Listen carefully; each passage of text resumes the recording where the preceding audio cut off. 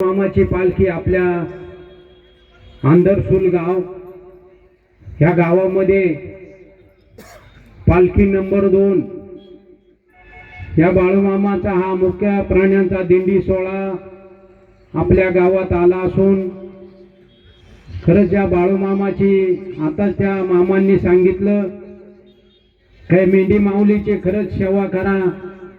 आपलं कोणतंही काम असू द्या, कोणतंही काम, कोणती अडचण असू द्या, या बाळूमामाची या मेंढी माऊलीची जर सेवा केली, सांभाळ केला, आता हे बाळूमामाचे मेंढकी मंडळी आपला गैरसमज असा असतो यांचा अवतार बघून हे सगळेच आजारी कोणीच राहत असेल थोडेफार, पण कोणाच्या आईचा प्रॉब्लेम असेल, कोणाच्या वडिलांचा असेल, कोणाचा मुला बाळाचा असेल, कोणाचं लग्न होत नसेल, कोणाची बाई घरी येत नसेल त्यांच्या, म्हणून ही मामाची सेवा केली तर आपलं सगळं काम होतंय। तुमचा आजार सुद्धा जातो। तुमच्या काही आपण म्हणतो एकात एक नाही बापात लेख नाही, ते सुद्धा या मामाच्या तळावर भंडाऱ्याच्या ताकदीवर त्या माऊल्यांच्या सेवावर सगळं व्यवस्थित काम होतंय। म्हणून हा देव उघड्या माळावर आहे। देव म्हणजे एक सोनं आहे, सोनं।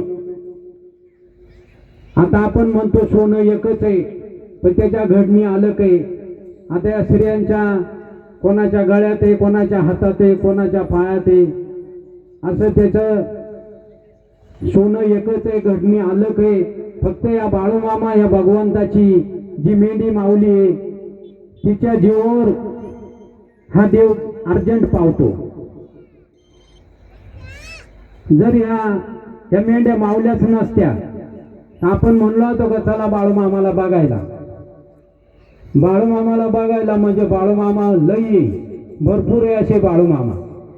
फक्त बाळूमामाला जॉईंट काय केलं, बाळूमामाची मेंढी माऊली।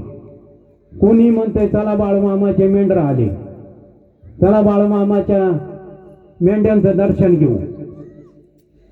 म्हणून हाय परिसर खरंच भाग्यवान असेल।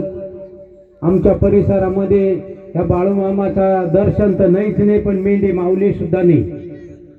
आमचं गाव त्र्यंबकेश्वर जवळ आहे, मैरावणी गाव। आता बरेचसे तुम्ही भाविक आले असतील ना यात्राला, तुम्ही नसतील आले, पण बरेच या परिसरामधले त्र्यंबकेश्वरला यात्राला आले। देव तिडून एकच असतो, फक्त ह्या मामाची सेवा करा, मेंढी माऊलीची सेवा करा। आता एक छोटेसे अनुभव सांगतो तुम्हाला, जे आमच्या गावातले काही भक्त येतात